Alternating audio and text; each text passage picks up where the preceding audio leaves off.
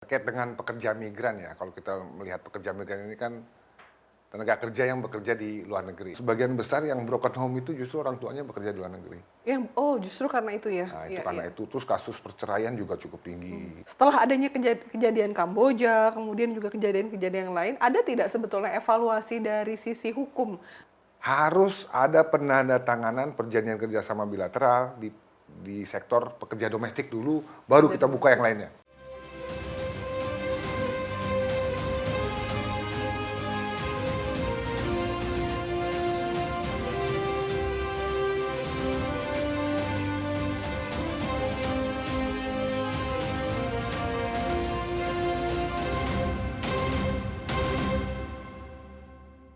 Pemirsa, hadir kembali dalam program Public Diplomasi bersama saya Stepi Andriani dalam episode Perlindungan Pekerja Migran Indonesia di Luar Negeri. Pekerja migran Indonesia kerap kita sebut sebagai pahlawan devisa. Bahkan tahun 2021, saudara kita ini menyumbang 130 triliun. Lantas sebetulnya bagaimana sih nasib saudara kita sesungguhnya? Telah hadir di studio kami Bapak Rendra Setiawan. Beliau adalah Direktur Bina Perlindungan PMI dari Kementerian Tenaga Kerja. Bapak Rendra, bagaimana kabarnya? Baik, Mbak. Baik ya, di sini kita akan berdiskusi nih pemirsa, bagaimana sih sebetulnya sesungguhnya pekerja migran Indonesia di luar negeri, karena kita sering mendengar saudara-saudara kita di sana sebagai pahlawan devisa. Sesungguhnya realitasnya bagaimana kondisi saudara kita di sana, kemudian apa saja yang telah dilakukan oleh Direktorat Bapak? Baik, terima kasih. Terkait dengan pekerja migran ya, kalau kita melihat pekerja migran ini kan tenaga kerja yang bekerja di luar negeri ya, di luar wilayah negara Indonesia. Nah, sesuai dengan konteks tersebut, bahwa sesuai dengan data yang kami peroleh, utamanya dari Bank Dunia di tahun 2017-18, itu kita memperoleh informasi bahwa ada sekitar 9 juta warga negara Indonesia yang bekerja di luar negeri. Nah, ini yang terdata di pemerintah, ini kan hanya 50%-nya. Jadi memang konteks mereka di dalam bekerja, memang mereka ini kan mencari pekerjaan yang memang cukup terbatas ya di dalam negeri. Nah, jabatannya pun mereka bermacam-macam ya, dari mulai yang rentan sampai dengan yang sampai ke tingkat profesional, Mbak. Jadi memang mereka ini ada yang bekerjanya sangat riskan, seperti teman-teman di ABK Perikanan yang memang laut lepas, kerja-kerja di perkebunan yang memang dimiliki oleh warga-warga setempat yang memang kurang profesional dalam pengelolaannya, dan bahkan juga pekerja rumah tangga. Pekerja rumah tangga ini paling rentan karena mereka bekerja di wilayah private. Jadi mereka bekerja di wilayah private, di rumah-rumah yang memang cukup sulit memantaunya. Terkait dengan hal tersebut, contoh dengan Malaysia ya, kita sudah memiliki perjanjian kerjasama antara bilateral dengan Malaysia. Kenapa ini kita dorong, kita paksakan dengan Malaysia, bahwa Malaysia ini sampai sekarang kan tidak memiliki aturan perundangan yang melindungi pekerja asing yang bekerja pada sektor private tersebut, untuk khususnya rumah tangga. Tetapi kalau untuk sektor-sektor konstruksi, di sektor formal lainnya ini saya rasa sudah berjalan lah ya di sana, walaupun masih banyak pelanggaran-pelanggaran. Nah, tapi di yang khusus yang rentan ini kita paksakan ber-MOU, memang itu diatur di dalam undang-undang. Nah, kita kembali lagi memflashback apa sih tugas dan fungsi kementerian. Nah, sesuai dengan Undang-Undang 1817, Kementerian Tenagakerjaan adalah memiliki fungsi dan tanggung jawab sebagai pembuat kebijakan lah. Nah, kalau BP2MI sebagai pelaksana kebijakan. Satu pelaksana menyusun suatu kebijakan nasional yang memang bisa dijadikan landasan hukum bagi pelaku usaha maupun P3MI maupun juga teman-teman pekerja migran untuk mentaati aturan yang kita buat.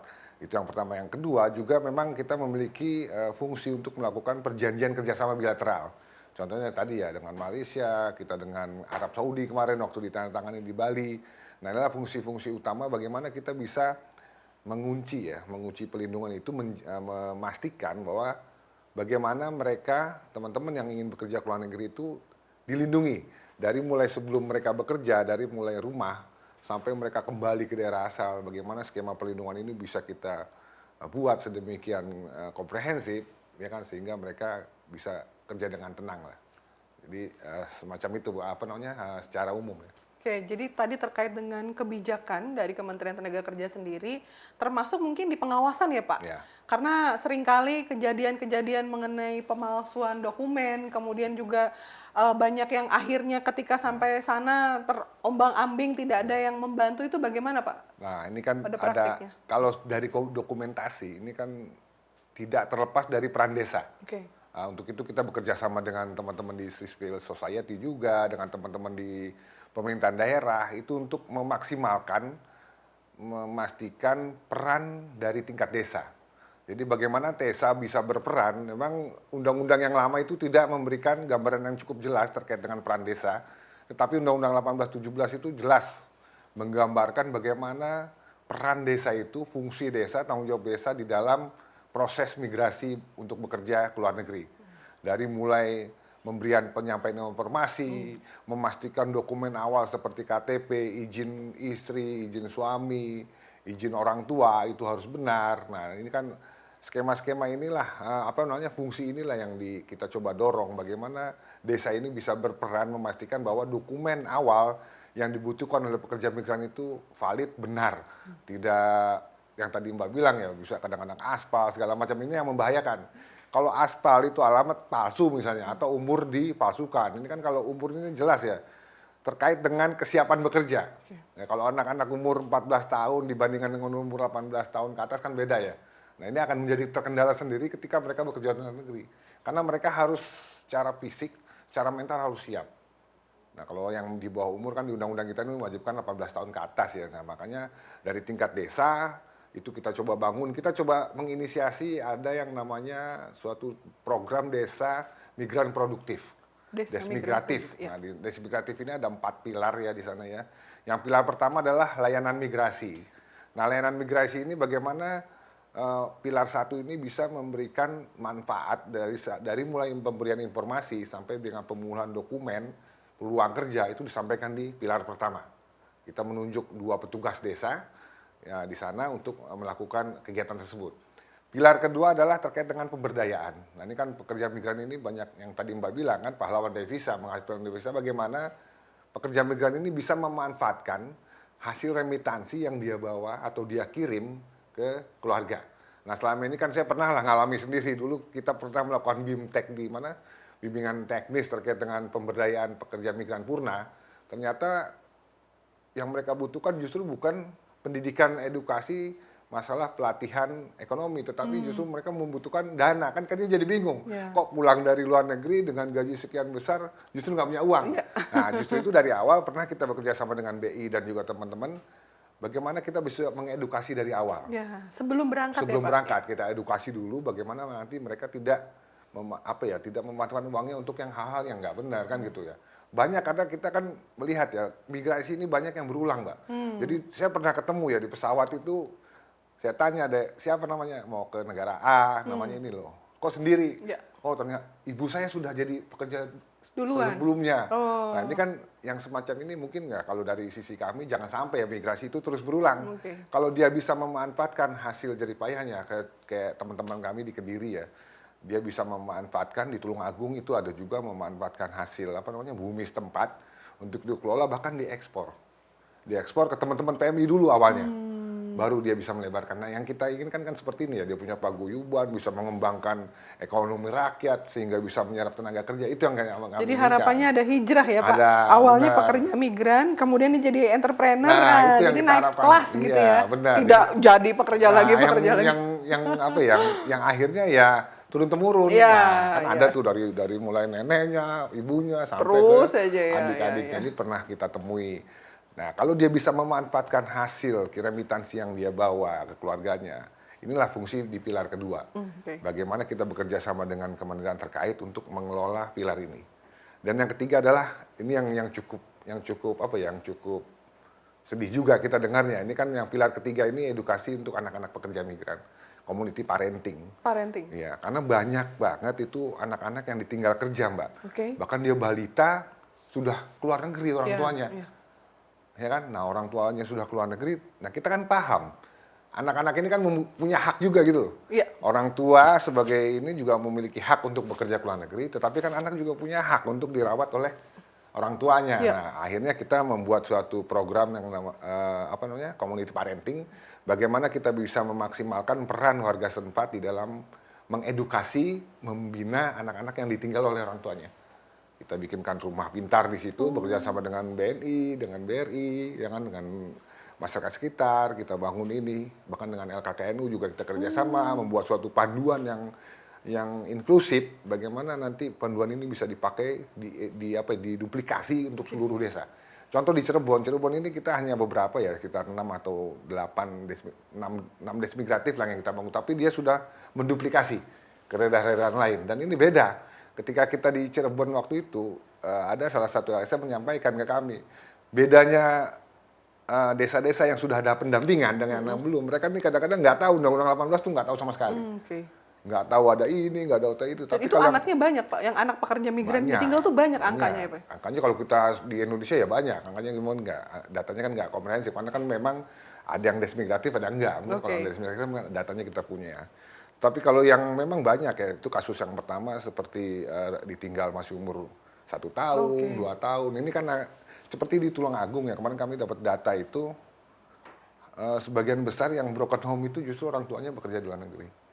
Justru karena itu ya? Nah, itu karena itu. Terus kasus perceraian juga cukup tinggi.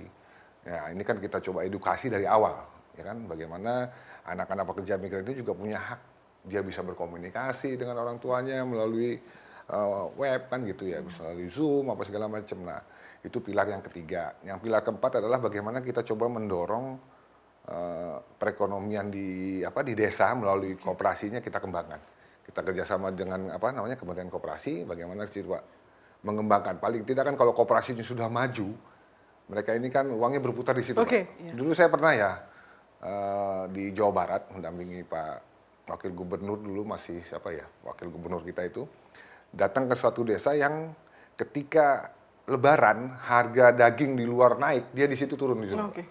Nah, ini akibat bantuan dari teman-teman di luar negeri. Dari luar. Untuk mensuplai, untuk memberikan bantuan kepada masyarakat sekitar di desanya untuk berlebaran yang lebih murah lah kan. Nah, ini kan suatu hal yang positif ya sepertinya.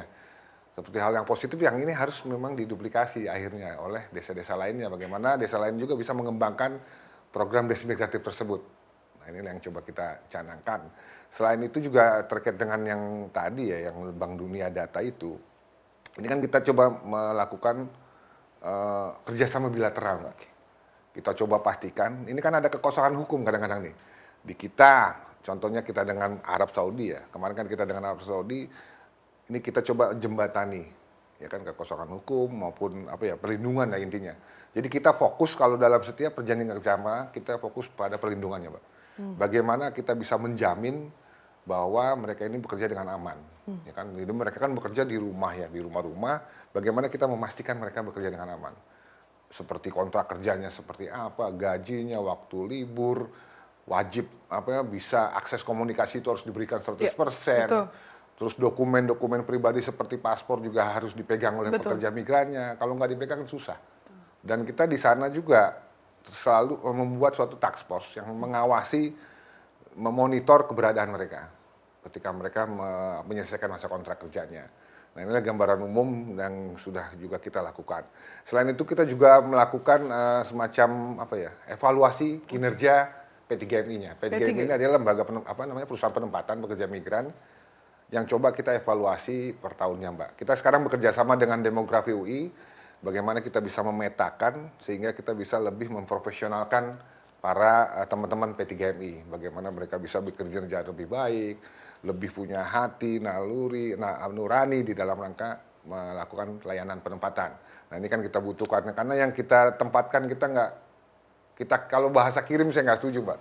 Saya lebih senang pakai bahasa yang lebih kita tempatkan ya, ditempatkan. Karena ini manusia.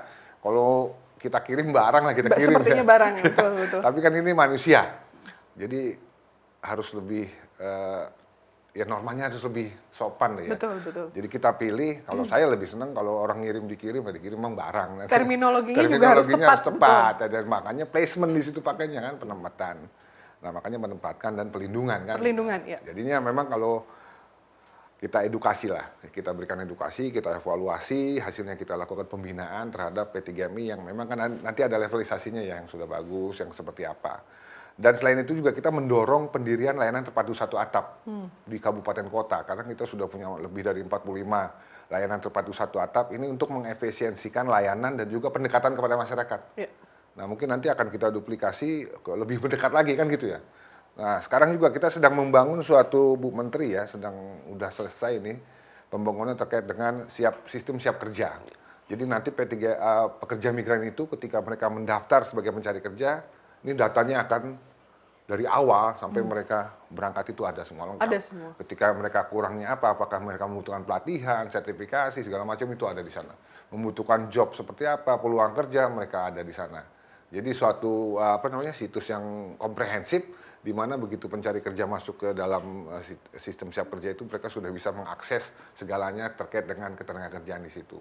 Nah inilah yang coba kita bangun dan juga kita sudah membentuk satgas ya, satuan tugas di daerah embarkasi-debarkasi, 20 lebih kita bikin dan anggotanya terdiri dari SKPD terkait baik di daerah maupun secara vertikal ya, ada kepolisian, kalau yang vertikalnya ada imigrasi di sana, ada BP2MI, dan juga untuk yang SKPD ada di Dinas Tenaga Kerjaan, ada sosial. Mungkin melibatkan TNI Polri Pak untuk iya, di Polri kita ada di tempat-tempat situ. Iya, kan karena ini kan tidak hanya memberikan sosialisasi tapi juga pencegahan ya terhadap mereka yang akan ditempatkan diberangkatkan secara non prosedural. Kalau non prosedural ini kan tidak terdata sama sekali nantinya. Nah, itu dia. Kita nggak tahu mereka bekerja di mana, pada siapa, lokasinya di mana, kontrak kerjanya seperti apa, nggak jelas semua. Ini mungkin yang rentan terhadap hal-hal penyalahgunaan ya. Mungkin pemirsa juga sering mendengar adanya pelecehan seksual, kemudian juga ada hal-hal ilegal ya Pak ya. Karena memang tidak terdeteksi dari awal. Tidak terdeteksi. Nanti seolah-olah berita yang terdengar pemerintah tidak melindungi begitu ya. Kita sudah ribuan Mbak mencegah, bahkan kemarin terakhir kita memulangkan juga ya, ada berhasil melakukan pencegahan, kita pulangkan. Dan kita edukasi mereka dan kita coba bicara dengan Disnaker bagaimana mereka ini bisa berangkat secara prosedural. Kekurangan dokumennya apa, yuk kita lengkapi. Kalau misalnya belum dilatih, yuk kita bawa ke tempat pelatihan yang bagus, sertifikasi, lengkapi dokumen, berangkat lagi. Kalau seperti ini kan, jadi memang dia punya kompetensi yang bagus, punya self defense capacity yang bagus untuk kan. Pelindungan yang paling hakiki kan dari diri sendiri. Dari diri sendiri, betul. Ketika mereka tidak memiliki edukasi yang cukup untuk bekerja ke luar negeri, nah ini kan akan jadi masalah juga nantinya. Nah inilah tugas dan tanggung jawab pemerintah bagaimana kita meningkatkan kualitas SDM. Ya. Nah inilah fungsi dari pemerintah dari mulai tingkat pusat, provinsi sampai dengan di daerah, Mbak. Iya, ini luar biasa sekali. Kita kalau tidak mendengarkan penjelasan dari Bapak, kita tidak tahu bahwa pemerintah khususnya Kementerian Tenaga Kerja ini sudah ada 4 pilar tadi ya, sampai tadi parenting, memperhatikan anak-anak pekerja migran ya, sampai nanti mungkin anggaran atau dana yang keluar dari sana juga dikelola. Ini luar biasa sekali. Pemirsa di rumah, ini segmen pertama ini kita harus break dulu karena tadi pembicaraannya semakin serius Pak, kita break dulu. Jangan kemana-mana, kita akan kembali di segmen selanjutnya.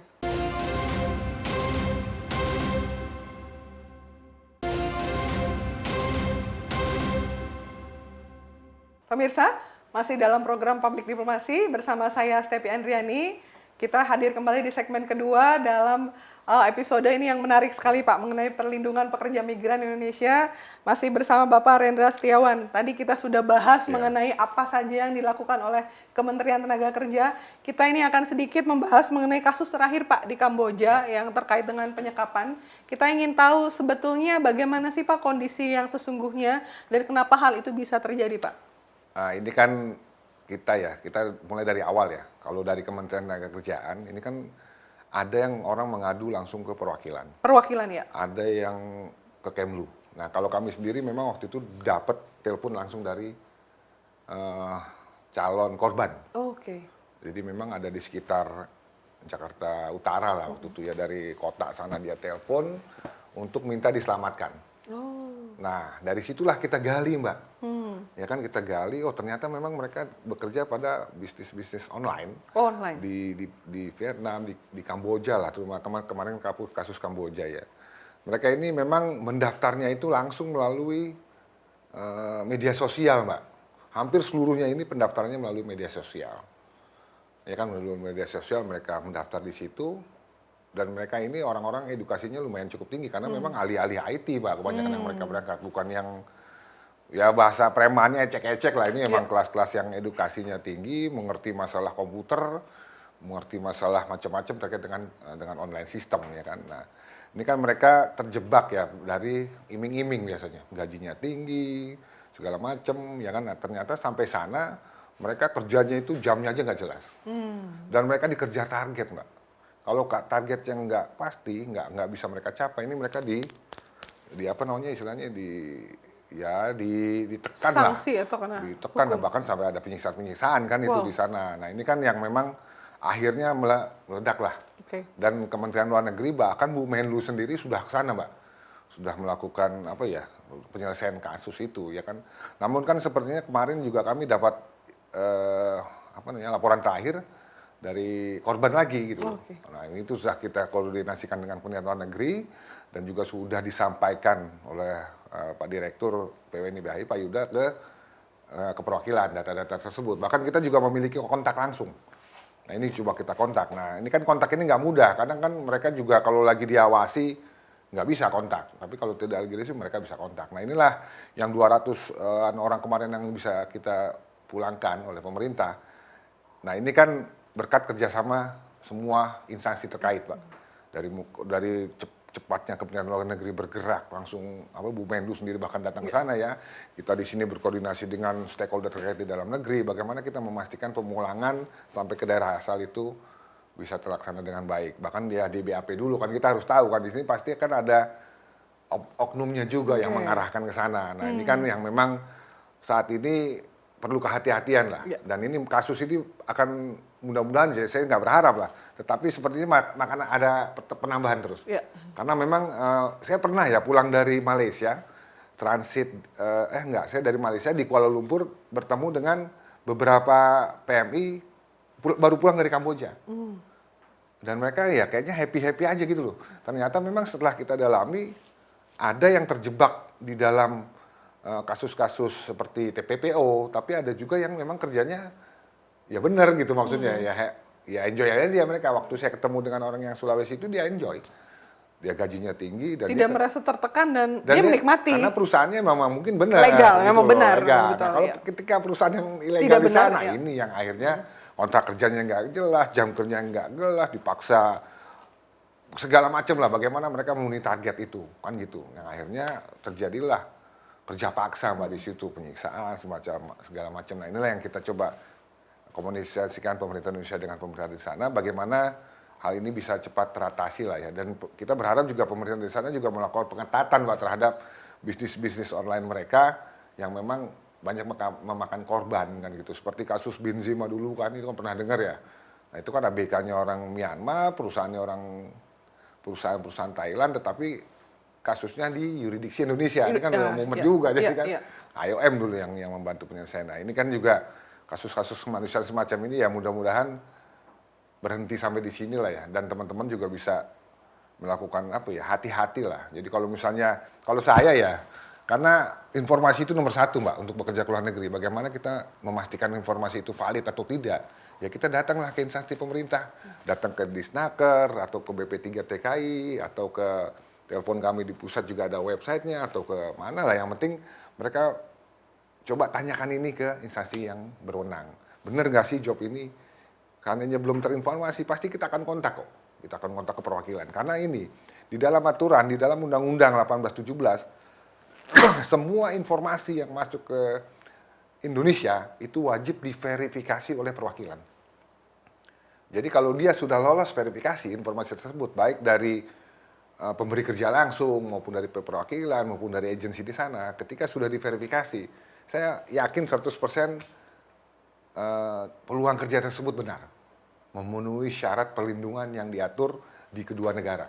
Tapi kalau misalnya tidak seperti itu kan, website, baca medsos, wah ini kerjaan nih, langsung daftar ternyata belum terverifikasi. Nah, jebakan atau segala macam ini yang kita tidak inginkan. Jadi perlu kesabaran dan juga kehati-hatian bagi calon pekerja migran di dalam rangka memenuhi pasar kerja luar negeri. Jadi itu pesan yang harus coba diberikan kepada teman-teman calon pekerja migran bagaimana mereka perlu kehati-hatian, Mbak. Informasi ini karena 80% kegagalan migrasi ini akibat tidak adanya informasi yang valid, yang benar. Jadi kalau kita sudah dari awal masuk ke dalam jebakan informasi yang salah, ini kesananya bisa salah terus, ya kan, salah melangkah. Kan Ini gitu. juga bermanfaat nih untuk teman-teman milenial pemirsa Iya. di rumah yang sedang menyaksikan acara public diplomasi ini. Iya, Jadi benar, jangan Pak. terburu-buru dalam Ya, menyimpulkan karena peluang-peluang memang pekerjaan. peluang itu sepertinya kan banyak, tapi Iya. kan harus kita pastikan bahwa peluang ini memang peluang nyata, peluang benar dan sesuai dengan yang diatur oleh aturan perundangan di sana.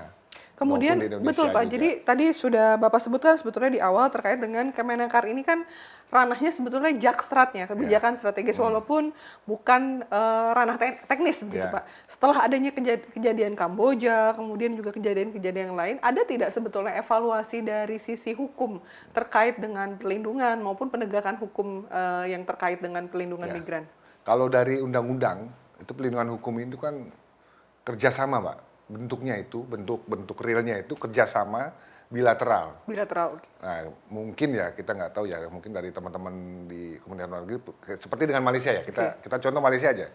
Malaysia ini berdasarkan kita waktu itu saya menghadiri rapat rakor tingkat menteri yang salah satu rekomendasinya bahwa tidak hanya kerjasama bilateral di bidang penempatan pekerja migran, tapi bagaimana juga ada kerjasama sama-sama antara pemerintah dengan negara penempatan untuk menanggulangi trafficking in person.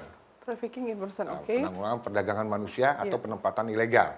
Nah ini kedua kita coba dorong dengan Malaysia nanti mungkin di bulan depan akan ada pertemuan Indonesia dengan Malaysia yang salah satunya membahas kerjasama tersebut.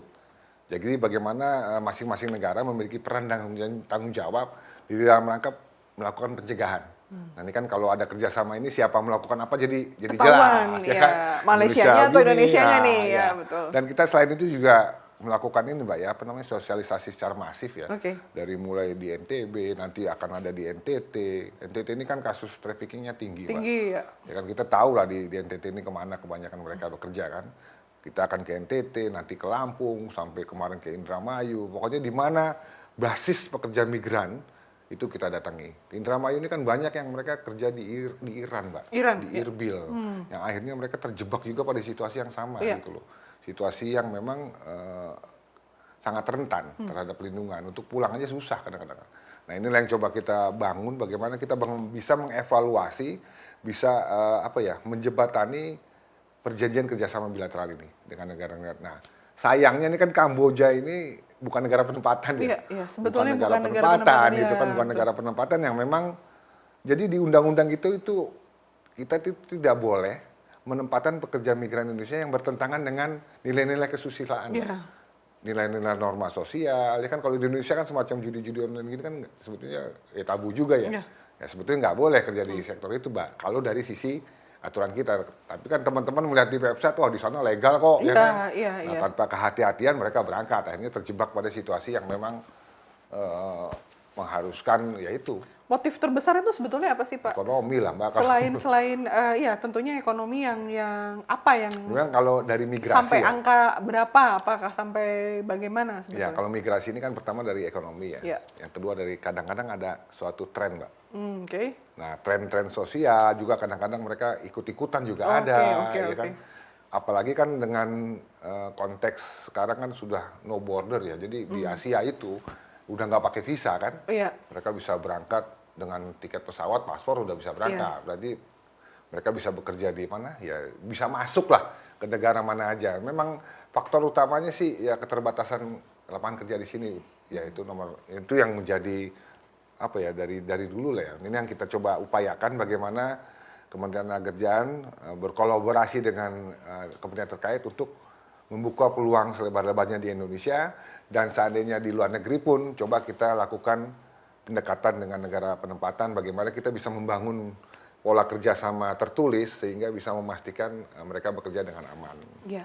Kemudian terkait dengan Kemenaker dan penyalur pekerja migran, apakah pernah misalnya menekan atau memberikan sanksi bahwa penyalur ini diberikan sanksi sehingga tidak boleh lagi pekerja yang legal ini, yang ini, yang ini, yang ini. Ada tidak Pak semacam regulasi atau ada. semacam penyematan, disematkan bahwa penyalur migran yang sah nih, yang legal, yang benar, yang ini yang nggak boleh, itu bagaimana Pak? Jadi gini, konteksnya kita lihat ada 4 skema penempatan Oke, di 4 kita. skema, ya. Yang pertama adalah penempatan melalui government to government. G2G. Polanya G2G. G2G ini dilakukan oleh BP2MI, Badan Pelindungan Pekerja Migran Indonesia. Dia sebagai lembaga penempatan. Oke. Pemerintah. Pemerintah ke pemerintah. Bukan dengan pemerintah, Ya. contohnya dengan Korea ya. Ya. MOU setelah Indonesia Kementerian Tenaga Kerja dengan kementerian sana ditindaklanjuti dengan MOU teknis antara BP2MI dengan tetap dengan pemerintah di sana, HRDK-nya misalnya. Inilah lakukan penempatan. Dan yang kedua adalah skema P2P, Mbak. P2P itu lagi dilakukan oleh perusahaan penempatan pekerja migran. Perusahaan minta ke perusahaan. Nah, perusahaan dengan perusahaan di sana Ya. atau perusahaan langsung dengan pengguna, user di Oke, sana. user. Tapi juga bisa melalui agensi. Oke. Nah, ini pola kedua.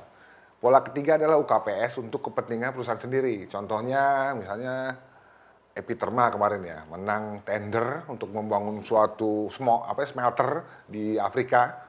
Mereka membawa pekerjanya untuk menyelesaikan proyek tersebut karena mereka menang tender. Seperti Wika kan sering ya, menang tender di sini jembatan atau suatu gedung, mereka membawa pekerjaannya yang di sini untuk menyelesaikan kontrak Di sana, pekerjaannya. iya. Yang keempat adalah skema persorangan. Persorangan itu sebetulnya ya harusnya mereka mendapatkan ini skill workers ke atas lah, ya, profesional. Jadi mereka melalui website yang seperti yang kasus-kasus ini kan, ke website tuh ada pekerjaannya, kita cross check. Iya. Oh ternyata benar, nah artinya mereka misalnya dengan kayak kemarin ada kawan masuk ke website Hilton diterima dan ke perwakilan minta endorsement perjanjian kerjanya dan dinyatakan oke berangkat. Nah, ini kan dia harus lapor tapi Mbak ke dinas tenaga kerja setempat. Kalau dia nggak lapor ya salah juga walaupun mereka sudah profesional ya.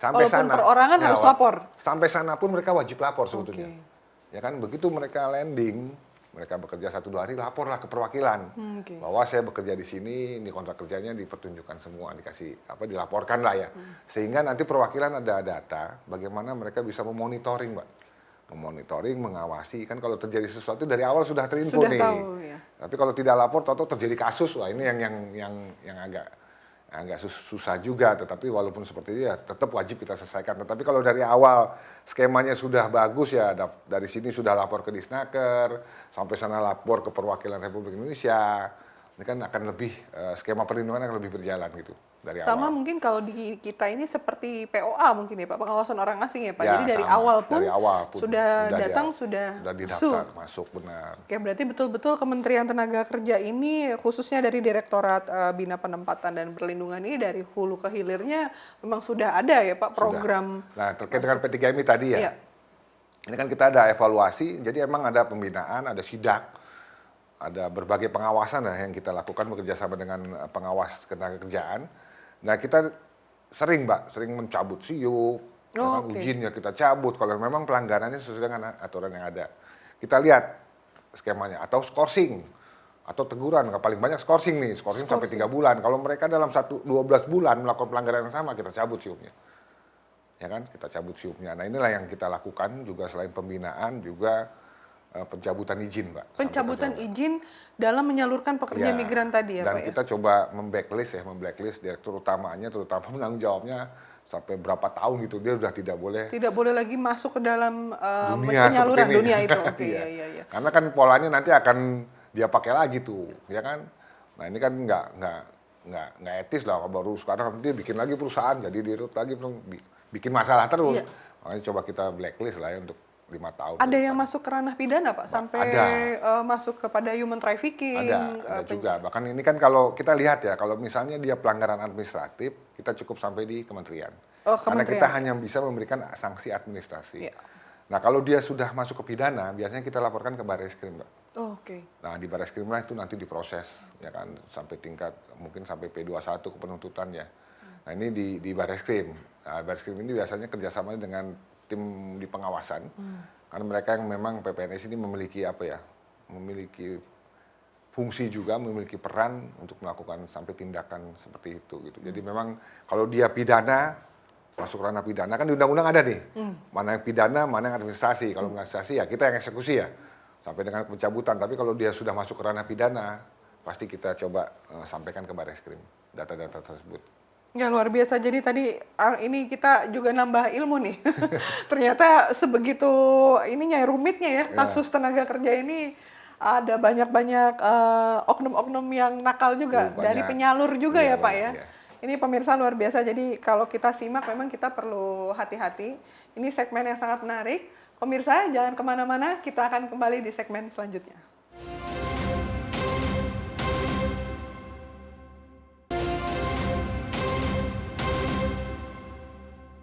Pemirsa, masih bersama saya Stepi Andriani dalam program Public Diplomasi. Ini adalah segmen terakhir dalam perlindungan pekerja migran nih Pak. Terkait dengan berita 2 bulan lalu mengenai ada sedikit mungkin gesekan antara Indonesia dan Malaysia yang agak sedikit menghentikan pengiriman pekerja migran ke Malaysia. Mungkin Bapak bisa menjelaskan sebetulnya ada masalah apa sih Pak terkait dengan permasalahan tersebut? Jadi untuk Malaysia ini kan kita hubungan bilateralnya sudah lama ya. Ya. Jadi sejak tahun 2016 itu memang kerjasama bilateral kita, perjanjian tertulis kita sudah habis, Mbak. Ya. Dan ini wajib diperbaharui. Ya. Tapi kan ketika perjalanannya ini kan nggak selesai-selesai, Mbak. Sampai masa COVID-19. Berarti 2019-2020 Nah, awal itu ya? kita evaluasi, Pak. Kerjasama dengan Kementerian Luar Negeri dan juga perwakilan, kita evaluasi dan kita lakukan penutupan, Pak. Pertama kita lakukan penutupan itu di awal 2020 dengan Kepmenaker 291 itu kita tutup 292 kita tutup semua, Pak. Semua negara penempatan kita tutup. Karena memang kasus pandemi. Nah, dari kasus pandemi inilah kita coba mengevaluasi secara menyeluruh. Akhirnya kita lakukan satu persatu, Mbak, pembukaan. Nah, yang paling ramai ini kan dengan Malaysia ya. Karena Malaysia ini kan di dalam undang-undang kita, Mbak, ada 3 syarat penempatan. Ya kan? Ada 3 yang diamanatkan. Yang pertama adalah bahwa negara penempatan itu harus memiliki aturan perundangan yang melindungi pekerja asing. Peraturan perundangan? Ya, peraturan perundangan. Jadi misalnya Malaysia, mereka harus punya aturan nih, perundang-undangan yang melindungi tenaga kerja asing. Kalau untuk mereka yang bekerja pada sektor formal, Malaysia sudah punya. Sudah ada. Tetapi begitu bicara masalah pekerja migran yang bekerja pada sektor rumah tangga, mereka nggak punya. Oh, Malaysia belum punya ya? Informal ini justru belum ada ya Pak? Punya, yang untuk kita juga kan belum punya. Oh, Indonesia untuk juga? Iya. Oh, Jadi okay. untuk itu kita harus memiliki perjanjian kerjasama bilateral. Kita masuk di dalam skema perjanjian tersebut. Nah, disinilah masih kita stop waktu itu. Jadi Bu Menteri dan Bu Menlu dan juga Pak Dubes itu sepakat harus ada penandatanganan perjanjian kerjasama bilateral di sektor pekerja domestik dulu, baru kita buka yang lainnya. Oke. Jadi Makanya memang waktu itu kesepakatan sepakat. kedua negara nih ya? Nah, jadi mereka maunya buka dulu, Mbak. Okay. Kalau Malaysia itu maunya buka dulu dong yang formal perkebunan ya kan. Iya, iya. Karena kalau kita buka ini nanti jangan-jangan nggak mau nih MOU yang ini kan gitu. Nah, waktu itu kita memang memiliki posisi yang bagus, Mbak. Jadi karena perkebunan mereka ini sudah mulai masuk masa panen. Okay. Kekhawatiran Malaysia, wah ini bisa nggak panen kan gitu, Mbak. Akhirnya ya udah kita stop terus, Mbak, sampai mereka benar-benar mau menerima semua klausul yang kita sampaikan, ya kan? Nah ini kita tutup terus akhirnya, akhirnya mereka maulah. Nah ini perjanjian kerjasama yang paling komprehensif saya lihat di antara perjanjian yang lain. Jadi Malaysia ini dari end to end, Mbak, dari mulai perjanjian kerjanya ada tersendiri, hak dan tanggung jawab pemerintah di situ ada, agensi ada, pekerja migrannya ada, majikannya ada. Jadi kita bangun yang bisa demikian komprehensif dalam suatu sistem, Mbak. Dan jadi yang menjembatani proses penempatan, yang memfasilitasi adalah one channel system. One channel system ini adalah sistem terintegrasi antara kedua negara di dalam rangka perlindungan pekerja migran. Jadi dari mulai pekerja migran Indonesia sampai mereka masuk di sana itu terkonek dalam satu sistem. Dan ini sebetulnya baru dengan Malaysia berarti OCS ini ya? OCS ini baru dengan Malaysia dan akan jalan dengan Arab Saudi. Jadi OCS ini berarti untuk hulu ke hilirnya ya, Ya, dua negara ya. bilateral saat ini Indonesia dan Malaysia dan next Indonesia Arab Saudi. Ini sudah ditandatangani, Mbak. Tinggal integrasi sistem. Integrasi sistem. Kalau dengan Malaysia kita sudah integrasi nih. Yang terakhir masuk sistem imigrasi. Karena di dalam perjanjian kita, itu salah satu syarat untuk diterbitkannya izin kerja di Malaysia, visa kerja di Malaysia itu izin kerja, wajib melampirkan perjanjian kerja yang sudah di-endorse oleh perwakilan. Endorse oleh perwakilan. Jadi perjanjian kerja yang belum di-endorse ya Malaysia akan mudah-mudahan punya komitmen untuk tidak mengeluarkan izin kerjanya. Tetapi kalau yang sudah di-endorse, berarti kan ini jelas nih, perjanjian kerja Mbak, karena memang di bidang tenaga kerjaan, kalau terjadi konflik kan hukum yang paling bisa kita pakai itu perjanjian kerja. Perjanjian kerja antara si pekerja migran dengan pemberi kerja atau majikan di sana. Majikannya ya. Nah ini kan kalau terjadi konflik terkait dengan penyelesaian kontrak kerja ada di situ. Nah ini kita pastikan bahwa kontrak kerja ini sesuai dengan yang kita sepakati bersama. Dan kita juga kuat kalau nanti ada pekerja dari Indonesia yang terkena kasus untuk membelanya dan lain-lain juga lebih karena kuat. Karena memang landasannya selain kerjasama bilateral juga ada perjanjian kerja antara pemberi kerja dan inilah. Waktu itu masih kita stop. Sampai ditandatanganinya baru kita buka. Tetapi pada perjalanannya kan kita sepakati dulu Mbak bahwa tidak ada channel lain, tidak ada kanal lain selain OCS yang kita sepakati ini. Inilah channel legal yang kita akui bersama. Ternyata waktu itu masih ada penempatan melalui skema lain. Pakai yang namanya sistem made online lah yang memungkinkan channel lain itu bisa mengkonversi visa di sana. Yang tadinya visa kunjungan atau ini menjadi izin kerja di sana. Nah ini kan kita sepakati nggak ada ini gitu kan. Ternyata masih ada. Akhirnya kita bench dulu itu kita tutup untuk pembuatan job order. Kan di sana selama COVID itu diberesin dulu lah ya. Diberesin dulu. Jadi waktu penutupan kedua itu yang ditutup itu hanya job order. Jadi peluang-peluang baru yang masuk dari Malaysia itu kita tutup dulu. Ini bingungan juga Malaysia kan. Wah, kita masih butuh banyak nih kalau udah di-stop kan gitu.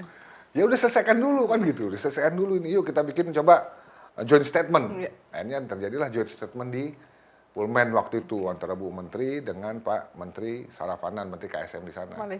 Malaysia akhirnya disepakati itu sampai timetable-nya pun kita sepakati dan begitu sudah disepakati itu integrasi sudah mulai berjalan lagi baru kita buka lagi. Nah sekarang kita sudah buka walaupun masih nggak terlalu lancar di dalam sistemnya tetapi perkembangannya cukup bagus ya. Ini kan sudah ada kan nggak mudah Mbak mau nyambungkan dua sistem antara dua negara. Kadang-kadang dua kementerian aja kan susah, apalagi ini dengan negara lain. Nah ini kan perlu banyak yang disesuaikan lah. Tetapi ini peran Pak Dubes juga cukup signifikan di situ, sehingga akhirnya ini bisa berjalan dengan baik dan ini sudah mulai Pak, sudah mulai berjalan integrasi ini dan sedikit demi sedikit penempatan juga sudah mulai berjalan sesuai dengan skema OCS. Nah gajinya itu kan kalau dulu gaji kan masih 1.000, 1.200 ringgit. Tetapi sekarang minimal 1.500. 1.500 ringgit. Berarti kalau dilihat dari skema OCS ini merupakan salah satu bentuk konkret ya Pak dari Kementerian Tenaga Kerja maupun Kemenlu, bentuk wujud dari perlindungan kepada pekerja migran gitu ya Pak? Iya, karena dari awal kita pastikan dari mulai jobnya itu, ketika ada job order itu sudah diakui oleh pemerintah di sana. Mereka sudah intervensi nih, pemerintah di sana, kementerian di sana sudah intervensi terkait dengan benar job, perusahaannya juga sudah dijamin bahwa mereka memang perusahaan yang memang diakui, terdaftar, memiliki izin. Pun Indonesia begitu memastikan bahwa perusahaan yang melakukan penempatan juga perusahaan yang bagus, yang memang memiliki izin. Dan pekerja migran yang kita tempatkan juga memiliki kualifikasi yang bagus. Jadi sama-sama masing negara memiliki hak dan kewajiban. Dan itulah yang coba kita tuangkan bagaimana kita bisa memaksimalkan peran negara, kehadiran negara di dalam bentuk perlindungan salah satunya perjanjian kerjasama itu karena itu diwajibkan Pak di dalam undang-undang. Itu kita bisa boleh katakan gerbangnya lah ya. Gerbang untuk mereka bisa bekerja ke luar negeri itu perjanjian bilateral itu. Mungkin kedepannya apakah OCS ini akan diduplikasi Pak untuk ke berbagai negara? Ya, memang kita rencananya nih kan bagus ya Malaysia bagus nanti Arab Saudi juga kemungkinan pakai sistem yang seperti di Malaysia juga ya OCS-nya kita akan duplikasi pasti Pak. Kita akan duplikasi coba ke negara-negara yang memang penempatannya banyak Pak ya seperti ke UEA nanti dengan Qatar ya kan dengan Brunei. Nah kita coba bangun ini kan hanya integrasi sebetulnya integrasi memang yang kita butuhkan ya kan jadi mereka bekerja di mana juga kita terinfo dan dokumen apapun yang dikeluarkan dan semacam dan kita memiliki ini loh media pengawasannya Mbak. Oke, di dalam OCS itu indikator. KPI-nya ya, Key Performance Indicator. KPI-nya kita punya bagaimana kita bekerja sama untuk nanti kita evaluasi, Mbak. Minimal itu 3 bulan sekali atau sesuai dengan ya kapan nanti bisa sebetulnya. Tapi paling sedikitnya 3 bulan. Tapi bisa juga, ya kayak kemarin kan sebelum 3 bulan sudah kita lakukan evaluasi karena memang ada hal-hal yang perlu kita sampaikan ke Malaysia kemarin. Nah ini kan 3 bulan sekali kita bertemu dan kita bahas di Joint Task Force nanti. Kita lihat, kita evaluasi kekurangannya di mana, ya kan, coba kita perbaiki atau semacam apa. Nah ini terus kita coba lakukan kerjasama dengan Malaysia agar proses OCS ini berjalan sesuai dengan yang kita sepakati. Oke. Kemudian apakah OCS ini, sistem ini kemudian berdampak atau misalnya ikut berpengaruh kepada badan-badan penyalur, Pak, perusahaan-perusahaan Ya penyalur? pasti berdampak misalnya, kemudian jadi ada SOP khusus atau ada task force khusus yang mereka buat ketika nanti mau menjadi pekerja yang ini harus begini-begini ya, atau misalnya mungkin dari Kementerian Tenaga Kerja meminta kepada penyalur-penyalur tidak boleh begini atau nanti harus begini, itu akan ada nggak Pak ke depan?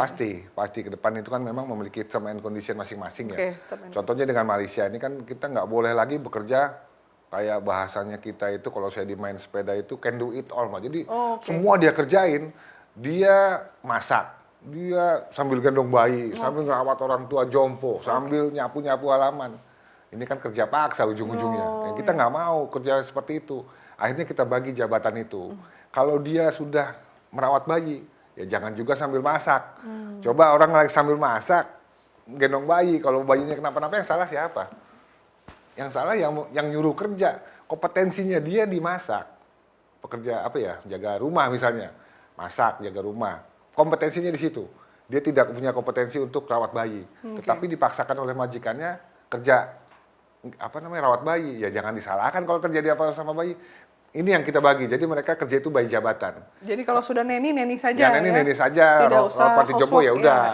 Ya. Ketika dia housekeeper ya udah. Housekeeper. Memasak, kalau masak sambil bersih-bersih rumah bisa lah ya. Itu kayaknya khusus ibu rumah tangga dan istri di Indonesia itu kayaknya. Iya, jadi kalau dia kerja, mengerjakan semuanya. Yang kita nggak mau itu yang kerja semua, Mbak. Karena memang kasus terjadi itu kebanyakan ya seperti itu. Masa sih kan kita punya kompetensi yang sekomplit itu kan jarang juga. Betul. Yang akhirnya ya kesian nih. Kita nggak tega juga ngeliat teman-teman kerja seperti itu kan gitu. Jadi makanya kita bagi jabatan. Nah, PT GMI wajib memastikan, pemerintah wajib memastikan mereka kerja sesuai dengan jabatannya. Satu itu. Kedua, kita pastikan mereka memiliki unit kompetensi yang akan mereka pakai bekerja di luar negeri. Nah inilah yang memang, dan juga PT GMI juga wajib terdaftar, Mbak. Iya. Dua pelaku itu wajib masuk di dalam One Channel itu. Iya. Jadi kalau PT GMI tidak terdaftar di situ ya nggak bisa kan gitu. Betul. Jadi ini merupakan sebuah terobosan masuk ke aspek-aspek yang lebih profesional ya. Jadi lebih kepada clustering, profesional. Jadi kalau kita lihat referensi, ini sebetulnya yang paling diinginkan. Saya pernah membaca cerita, Pak, yang membuat majikan-majikan di Malaysia ini sayang kepada beberapa pekerja di Indonesia karena tadi bisa menjalankan berbagai hal, jadi lebih murah. Kesian kan tapi kan merugikan untuk kita ya. Merugikan banget, Mbak. Ya. Kelelahan dan lain-lain. Eksploitasi lah kalau saya menganggap itu bahaya tuh. Masuknya eksploitasi. Jadi kalau kelelahan juga nanti sampai disiksa dan lain-lain. Ya, itu banyak kejadian. Kan banyak banget ya, bukan banyak banget. Jadi ada lah memang kasus-kasus di mana majikan ini nggak manusiawi, Pak. Ya. Ada yang menstriska lah, lidahnya udah macam-macam kita. Itu bagaimana, Pak? Bagaimana ketika ada TKI atau pekerja migran yang sampai di bahasa kasarnya dianiaya begitu ya, kita sering lihat kan dulu pernah ada kasus disetrika, digantung dan lain. Bagaimana sejauh mana Kementerian Tenaga Kerja ini membela? Apakah kemudian menyiapkan pengacara datang ke sana, banding atau membawa pulang? Itu seperti apa sih? Nah, ini kan skema ini kan ada di Kementerian Luar Negeri dan perwakilannya. Betul. Jadi kita melalui pemerintah ya, melalui Kementerian Luar Negeri dan juga perwakilan memang menyediakan lawyer, Mbak, di sana. Lawyer, sampai lawyer. Pasti, sampai ke lawyer dan ada pendampingan. Pendampingan. Nah, tapi kadang-kadang dari pemerintah negara penempatan ini tidak menginfokan, Mbak, kadang-kadang. Ada kasus A misalnya nih, kadang-kadang diinfokannya udah di ujung. Sudah ada berita viral di media, kita baru tahu ya. Baru diinfokan ke pemerintah kita, ke perwakilan. Nah ini kan perlu. Nah kalau di dalam MOU itu disebut, Mbak, kalau terjadi yang OCS ini yang baru ini. Kalau terjadi ini ya langsung info. Oke. Jadi pemerintah melalui perwakilan di Malaysia itu bisa langsung melakukan pendampingan. perandingan hukum, advokasi, nah itu enak jalannya. Tetapi kalau misalnya udah kasus berjalan lama, sudah tinggal ketok palu lah istilahnya baru diinfo, ini yang kadang-kadang ya berat juga buat teman-teman di perwakilan untuk mengatasi hal tersebut karena sudah di ujung kan hadirnya. Tapi kalau dari awal pemerintah negara penempatan sudah menyampaikan melalui nota diplomatik, ya kan diplomatik channel bahwa ini loh ada kasus, nah kita akan melakukan pendampingan pemerintah dari awal, ya kan dari sidang-sidang terus kita dampingi. Bahkan kalau misalnya PMI-nya waktu itu pernah ada yang kasus di Arab itu, udah ada di Indonesia, ya kalau memang dibutuhkan ya mereka bisa kita bawa kemana ke negara penempatan untuk menghadiri sidang kan gitu. Tapi, Karena biasanya posisinya terutama ya dari kaum Hawa ya Pak ya, dari perempuan ini ada di posisi yang lemah.